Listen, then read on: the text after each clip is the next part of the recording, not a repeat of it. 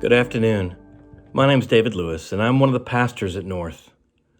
I'd like to take a moment to share with you a passage that encouraged me this week.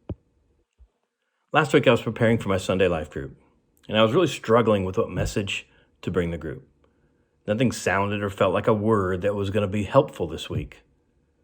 You see, it was the first gathering since the election.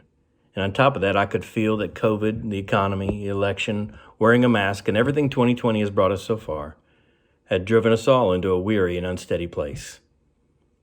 I found a message from a recent conference that changed my drained spirit. And after showing it to my life group, I think it had the same effect on them. The message was from Kyle Idleman. His text was John 16:33, which says, "In this world you will have trouble." Nothing new, right? What a great headline for someone trying to encourage you today. As Kyle explained that in John 14 through 16, Jesus was using this time to give final instructions to his disciples. Chapter 14 starts with, "Do not let your hearts be troubled." Sounds like great advice. Have you ever had a friend say that to you? It'll be all right. Don't worry about it. Tomorrow will be a better day. All those words sound good, and I've even said them myself, but they do not necessarily bring us comfort or answers. Think about the moment that we're reading about in John. Jesus is going to go to the cross. He's going to die. And he wants to give these last words to guide them. 3 years worth of ministry with those guys wrapped up into these words. In this world, you will have trouble. I thought about that scenario and what I might say to my family and friends if I knew in a week's time I might have to be killed. I'm not sure I would have led with, there's going to be trouble in this world, because they've probably already experienced it. But in John, these words are followed up with, "Believe in God, believe also in me."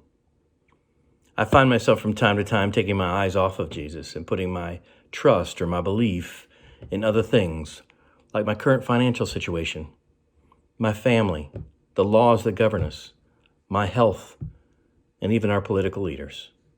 And when any one of these things changes or gets out of control, it can leave me and you unsteady, frustrated, and confused.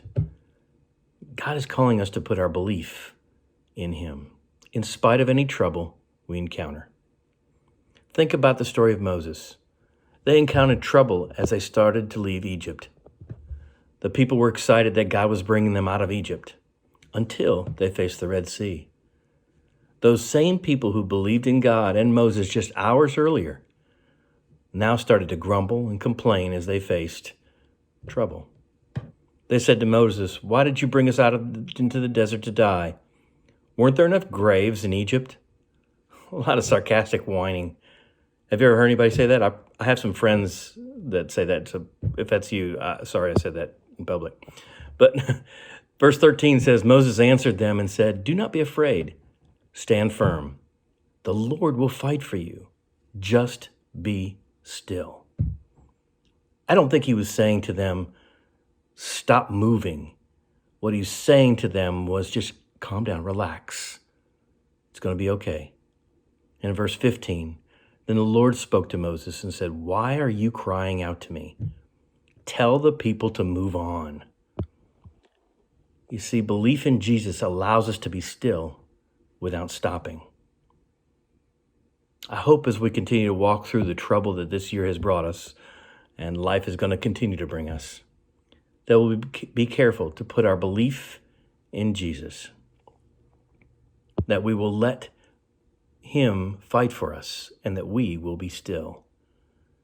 And we will let that same belief keep moving us forward through the trouble. I pray this next year is great for you. But I also want to tell you, in this world, you will have trouble.